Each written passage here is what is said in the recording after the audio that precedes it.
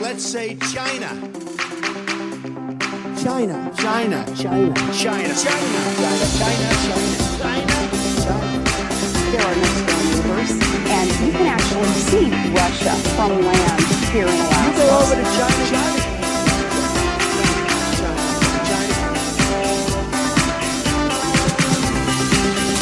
I did not have sexual relations with that woman.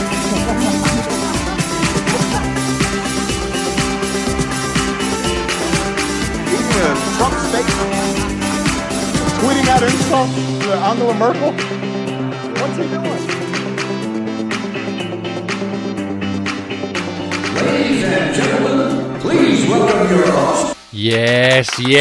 Hello, and welcome. I am James Andrews, and you are listening to So This Happened, the only news you need if your lawyer is such a good friend of yours that if you are in need of, say $130,000, he would gladly pay it for you just because you're a nice bloke. It is Wednesday, the 14th of February, 2018, and happy Valentine's Day. And I would like to tell you a sad story now. Oh, thank you. I like that. Sad music. That's good. Today, for Valentine's Day, Mr. Andrews is flying solo. Yes, Mrs. Andrews is out of town this week, so tonight I get to spend Valentine's Day with 3 dogs, a bottle of whiskey, and the television. Actually, it doesn't sound that bad. But anyway, Mrs. Andrews, mwah, I love you, babe. And I do hope that everybody, whether you're solo or with another person, has a great Valentine's Day. Always love these Hallmark holidays. Christmas, Easter, Valentine's Day, the ones the card companies make up to make money. I love them. And anyway, with the soppy stuff out of the way, let's move on to Donald Trump's lawyer. His long-term personal lawyer, Michael Cohen, today told the press that he had arranged a $130,000 payment in 2016 to the porn star Stormy Daniels, who, as you know, is accused of having sex with a president. Now, her taste in men aside, this is interesting and important for a couple of reasons. Is Donald Trump's lawyer admitting that this did take place? Because you'll remember, Donald Trump has been vehemently denying any knowledge of having sex with the porn star. But here's Donald Trump's personal lawyer coming out and saying, look, I paid $130,000 to Stormy Daniels. I did that. He then went on to say, and I quote, "Neither the Trump organization nor the Trump campaign was party to the transaction with Mrs. Clifford," that's Stormy Daniels' real name, "and neither reimbursed me for the payment, either directly or indirectly." Now, first of all, I call total bullshit on this. I know some lawyers and they're lovely people, but when was the last time your own lawyer went out of their way to do something for free? Let alone for $130,000. It doesn't happen, right?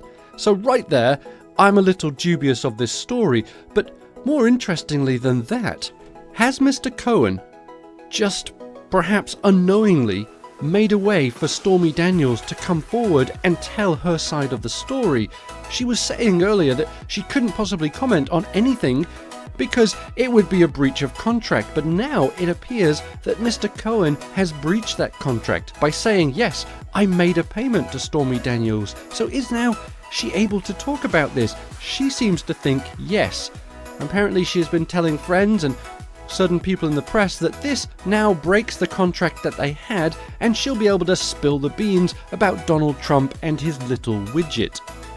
But what Mr. Cohen has also done, and this is perhaps even more important, he has not denied the fact that Donald Trump knew about the payments. Now, Donald Trump has clearly said there were no payments. I have no idea about these. Mr. Cohen's statement said that the Trump organization and the Trump campaign was not party to the transaction.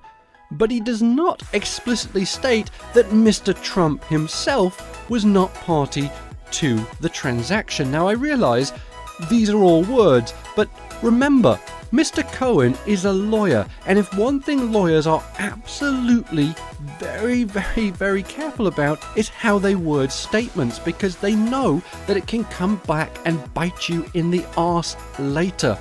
So by him just saying the Trump organization and the Trump campaign had nothing to do with this whatsoever. Donald Trump? Well, maybe he did. I'm not saying he did. I'm not saying he didn't. I'm just not saying anything. Now, his statement also does not say that the Trump organization or the Trump campaign knew about it. All right, you see that there, because that's different too. They were not party to the transaction, and they didn't reimburse him for the payment, either directly or indirectly, in his words. The fact that they didn't reimburse him doesn't mean that they didn't know about it. They weren't party to it. No, I paid it. I'm admitting that up front, and they haven't reimbursed me. But doesn't that suggest that maybe they knew about it anyway? Oh yeah, they didn't do it. I did it. They didn't even reimburse me. I did it because I'm a good man. See what I say? So, for a statement from a lawyer, it seems a little bit sloppy. And, you know, as much as I know about law, it comes from John Grisham novels. Actually, one John Grisham novel that I read. Well, okay, I saw the film with Tom Cruise, The Firm, okay? Oh, and that one with Matthew McConaughey, but I don't remember the name of it. That is my experience as a lawyer. But I'm already seeing holes in this statement. Maybe I'm just a stable genius? But either way, this seems to be the story that Donald Trump just cannot shake. And it's kind of weird, isn't it, for someone that likes to brag so much.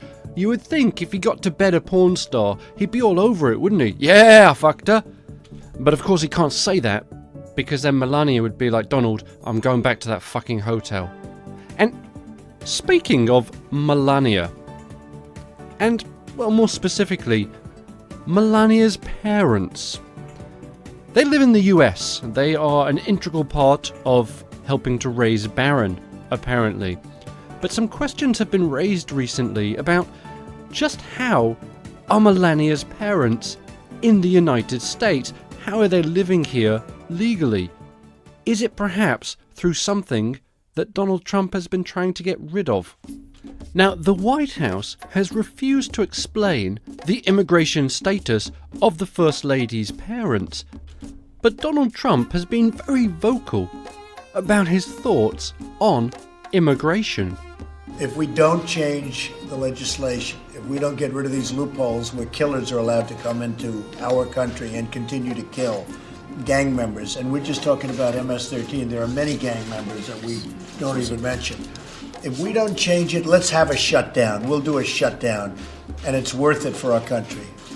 I'd love to see a shutdown if we don't get this stuff taken care of. So, Donald Trump has been on a big campaign about ending what he likes to call chain migration, which he has falsely stated is that when somebody comes to the US, gets a green card, becomes a citizen, they can then bring the entire village that they came from into the US, claiming them as family members.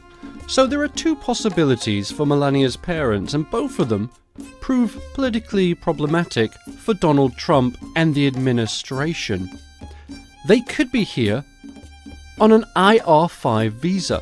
Now, what that is they are legal permanent residents because they are the parents of a US citizen, which would be Melania in this case. Now, Donald Trump has already said he wants to end that practice because that is how the murderers and the rapists get in the country. So, if that is how Melania's parents are here, that's going to be a little tricky, isn't it? Is he going to have to turn to Melania one day and say, darling, I hate to be the bearer of bad news, but your parents, they've got to fucking go. Melania she would be angry, wouldn't she? Oh, Donald, you've been trying to get rid of my fucking parents for fucking years. You finally done it. You finally done it. Apologies for the frightfully awful Melania accent there.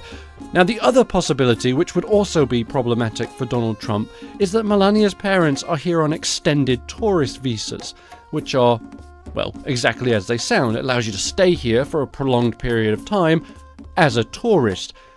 the president has also said he wants to cut that program because, again, it brings in the rapists and the murderers and the in-laws. And of course, we will soon know when they announce what the immigration status of Melania's parents are. Donald has promised he will do that on the same day he releases his tax returns. And oh god, I hate to be the bearer of bad news, but it just flashed up on my news alert here. There is apparently an active shooter at a high school in Parkland, Florida. The Broward County's sheriff office has said they are working on a developing incident at the Stoneman Douglas High School. There are reports of victims, he added, and warned that the shooter is still at large and urges people to avoid the area. Wow, I'm so fucking sick of shootings. It's unreal, isn't it? It's almost every single day. It's like there's a shooting.